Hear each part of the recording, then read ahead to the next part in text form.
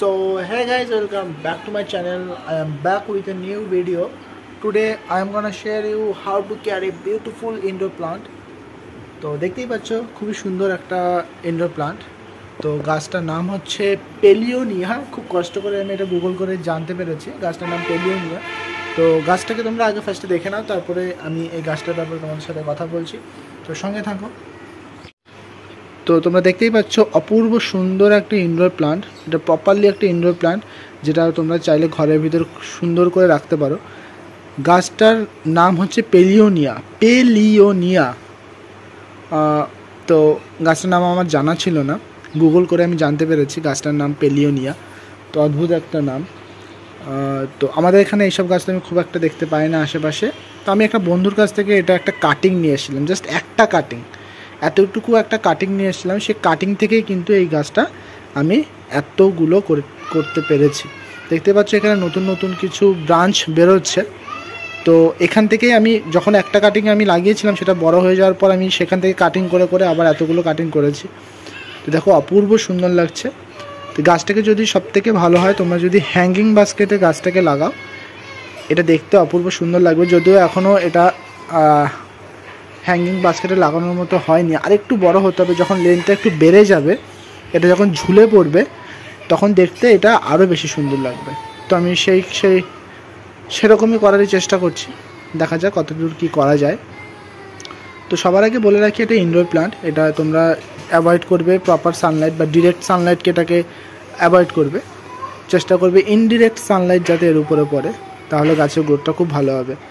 আর এই কচি কচি পাতা যেগুলো দেখছো, সেগুলো কচি কচি পাতাগুলোতে না খুব একটা ভেরিয়েশন থাকে না। দেখো এটা পুরোপুরি একদম সাম কাইন্ড অফ ব্ল্যাক বলতে পারো, ওরকমই লাগছে, মানে ব্ল্যাকের মতোই, বা অদ্ভুত একটা কালার, কোনো ভেরিয়েশন নেই। বাট যেই লিভসগুলো দেখো যেগুলো বড় হয়ে গেছে, সেগুলোতে সুন্দর ভেরিয়েশন এসছে। তো বড় পাতাগুলো দেখতে বেশ সুন্দর লাগছে ছোটোগুলোর তুলনায়, যদিও এগুলো আস্তে আস্তে ভেরিয়েশন আসবে। তো এই গাছের ক্ষেত্রে কী করতে হবে, তোমাদের ওয়েল ড্রেনেজ সয়েল ইউজ করতে হবে, যাতে এই মাটিতে খুব একটা জল না দাঁড়ায়। কারণ ওয়েল ড্রেনেজ সয়েল না হলে গাছের, বুঝতেই পারছো, যদি first of all indoor plant, তারপরে আবার এটার ব্রাঞ্চগুলো এতটাই নরম যে এটা অতিরিক্ত জল পেলে অবশ্যই এটা গলে যেতে পারে, আর গাছ মারাও যেতে পারে।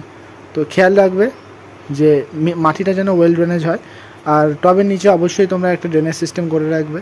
আর তোমরা চাইলে নিচের দিকে কিছু খোয়া পাথরও দিয়ে দিতে পারো, যাতে ড্রেনেজ সিস্টেমটা আরও ভালো হয়।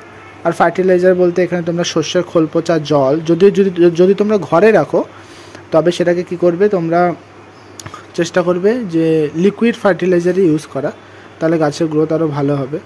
তো শস্যের খোল পচা জল, বা তুমি চাইলে কলার খোসা ভেজানো জলও তুমি দিতে পারো, সেক্ষেত্রেও গাছের গ্রোথ ভালো হবে। তো আমি এখানে সেরকম কোনো ফার্টিলাইজার ইউজ করিনি, আমি পাতা পচা সারটাই দিয়েছি। পাতা পচা সারে এই গ্রোথ এত সুন্দর হয়েছে। খুব একটা কেয়ারের প্রয়োজন হয় না যদিও। আর একটা জিনিস খেয়াল রাখতে হবে যে এটা যেন মানে মাটিটা যেন সবসময় ময়েস্ট থাকে, এমন না হয় যে মাটিটা শুকিয়ে যাচ্ছে। মাটি যদি শুকিয়ে যায়, গাছ কিন্তু শুকিয়ে যেতে পারে, সেদিকে খেয়াল রাখবে। বাদবাকি গাছে খুব একটা কেয়ারের প্রয়োজন হয় না। দেখতেই পাচ্ছ কত সুন্দর গ্রোথ, দেখতেও ভালো লাগে গাছের এরকম গ্রোথ হলে। মানে গাছের কেয়ার যদি ঠিকঠাক হয়, গাছের গ্রোথ হতে বাধ্য। তো খুবই সুন্দর গ্রোথ হচ্ছে। তো আজকে ভিডিওটা এতটুকুই থাক, দেখা হচ্ছে নতুন ভিডিওতে। তো বাই, টেক কেয়ার। আর চ্যানেলে যদি নতুন হন, অবশ্যই চ্যানেলটাকে সাবস্ক্রাইব করবেন আর পাশে থাকবেন। আর পাশে থাকা বেল আইকনটাকে অবশ্যই ক্লিক করবেন। আর হ্যাঁ, যদি কোনো কমেন্ট করার থাকে, কোনো সাজেশন দেওয়া থাকে, তো অবশ্যই আমাকে সেটা কমেন্টে জানাবেন। Bye, take care.